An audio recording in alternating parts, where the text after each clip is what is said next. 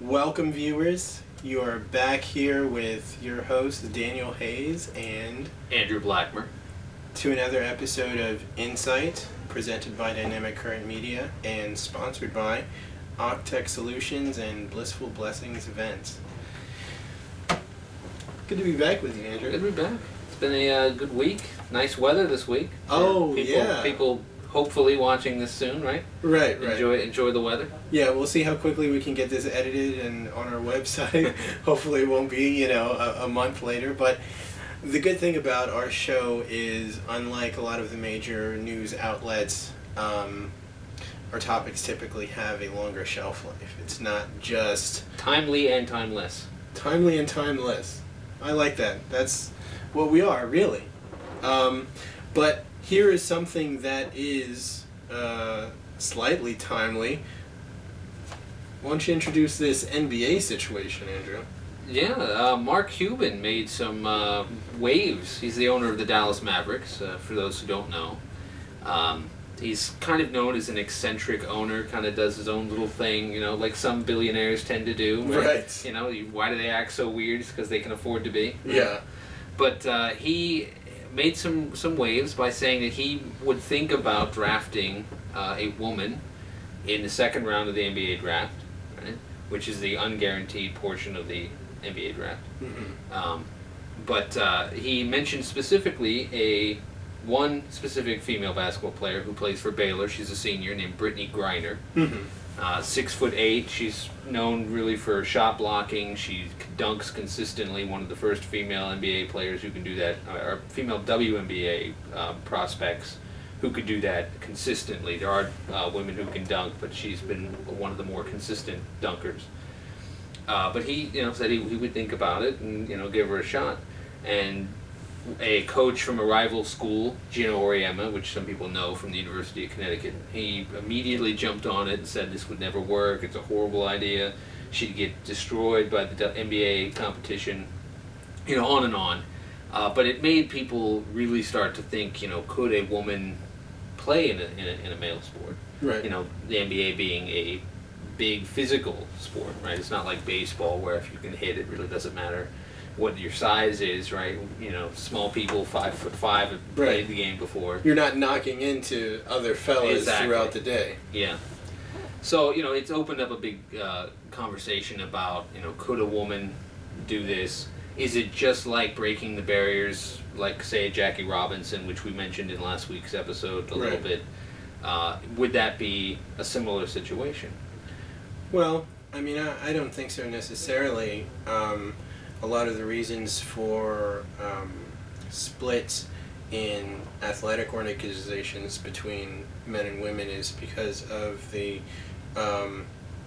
greater physical prowess of men over women. It's just, a physiological fact. Whereas something like Jackie Robinson breaking the color barrier, it's two men of different skin pigments. It was more of a Prejudicial social thing, yeah. Exactly.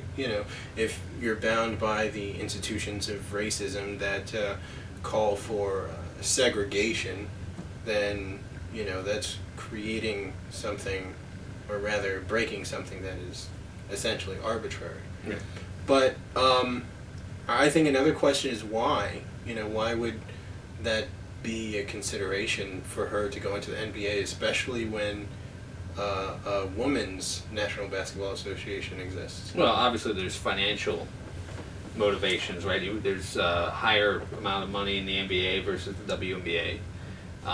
More exposure, right? The national exposure in the NBA is much higher than WNBA. You get a lot more fans in the stadiums. You get a lot more endorsements if you are a good player. You can get a lot more endorsements than you can as a WNBA player. And certainly being so novel as the first woman in it. Oh, sure, yeah, definitely. One of the things that I think made me question some of this is that, if she ends up being, let's say she was taken in the second round, right, and ended up being just a regular, like any other second round player. Most of those players are bench warmers for the most of their careers. Occasionally you get one or two that really, rises up, but it's mostly guys who are going to be fill-in players. Would that take away from her sort of accomplishment. Not that the athletes are accomplishing, much other than playing a game, but Right. But I mean, does that really signify something, or does it take away from the fact that she was the first woman? I mean, we did mention Jackie Robinson before, and he was a great player. I mean, he's a Hall of Famer. There was no question about it. Even if he was white, he'd still be a Hall of Famer. Right. So, does that take away from her accomplishment if she were to just be a regular fill-in player? Well, I guess that's similar to a situation of being like a big fish in a much, much bigger pond as opposed to being a big fish in a smaller pond, i.e. the WNBA. Right.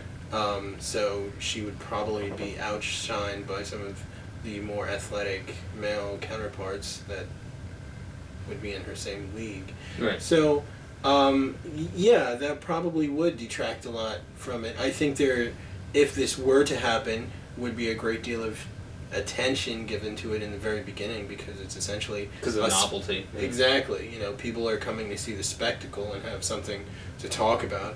But if she ends up not really being an extraordinarily talented basketball player compared to the men that are already in the league, then that'll probably fizzle out pretty quickly. Do you think that would impact maybe future decisions from NBA owners and general managers, scouts? Who would say in the future, I don't think this is another female player who probably will fizzle out just the same. Well, I think almost certainly it would open the doors for other female players to get in. If she were to be unsuccessful, or if she were to be successful, or either way. Either way, I think if she were just to get in, other teams would think about doing this and probably do it. They may find over the course of a year, 2 years, or however long it takes that this is either very profitable or not very profitable with relation to selling tickets and getting endorsements and all that sort of thing. But it's very rare that something will happen one time in America. Right. If it makes money, they're going to duplicate efforts. Right. But I wonder what kind of pushback they'd get from the WNBA. I mean, don't they have some sort of affiliation where they would say, this is obviously a player for our league versus your league, and I'm sure there are certain rules, certainly in the WNBA, that prohibit men players. Yeah. So it makes it almost. It makes them feel like the little sibling again, as they're probably always do feel like, but because of the revenue differences and things like that, I mean, it would make them feel again smaller than the NBA. Yeah. And then also it kind of makes the whole division pointless. I mean, if men can play in the WNBA and women can play in the NBA, then what's the point of having these separate leagues? Right. It may as well be like majors and minors or something like this. Yeah, sure. Yeah, and I think a lot of cultural stuff would come.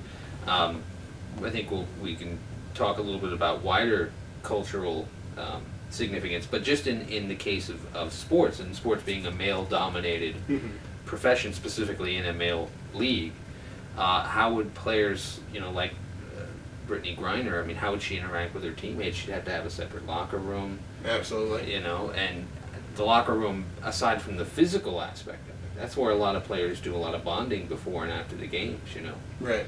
And does that make you sort of separate, even though you're still playing? How are you not separate still, right? Well, would she be separate but equal? Yeah, I think that's a question here. Yeah, you're missing out on certain things. And what if she declined having separate locker rooms, and then there's a woman in the men's locker room? That causes a lot of discomfort. Yeah, and what about safety? Safety issues. In the past, there's been female football players, mostly kickers and punters, Right. because there's not much physical demanding. Like in Necessary Roughness? Right, yeah. Wonderful movie, right? Yeah, absolutely. I mean, how do you not like a film with Sinbad in it? But there was one specific, Katie Nida, who was at the University of Colorado, and she... Colorado, which has been getting snow. That's crazy. While we're sitting in 90-degree heat, right? Yeah. But she alleged that she had been raped Obviously, nothing came of it. Obviously, a lot of colleges that's what happens. But the coach supposedly covered up and did those sorts of things, and he got fired eventually. But I mean, you have to worry about player safety. What about God forbid someone gets physically assaulted or something like that. Locker rooms aren't always bondy, touchy-feely either. Remember the Gilbert Arenas situation? Well, they could be touchy-feely, but that might be the problem. Yeah. But I mean, remember the Gilbert Arenas situation with the guns and the threatening a teammate and things like that. I mean, it's not always fun and games. Yeah, not everybody gets along the way they're supposed to on a team. Yeah. Not everybody's a team player. But that's another aspect of the story that I think would, needs to be sort of talked about, and how it would break down with a traditionally male culture. And, I think he's going to have to, whoever would consider drafting a female player for their team has to take into account the way that their teammates may feel. I mean, is this going to break up your team? I mean, are they going to be divided on who's for it and who's against it? And does that matter? Is it so important that you have a woman on the team that this sort of bad blood amongst team members is worth it? Right, absolutely. So, who knows? But that brings to mind some of the ideas of gender identity. I mean, does this make her more masculine or emasculate others, or on a grander scale in society in general? What or how have our gender identities and roles changed? Yeah, absolutely. But we're going to take a break, and we'll be back with that in just a moment.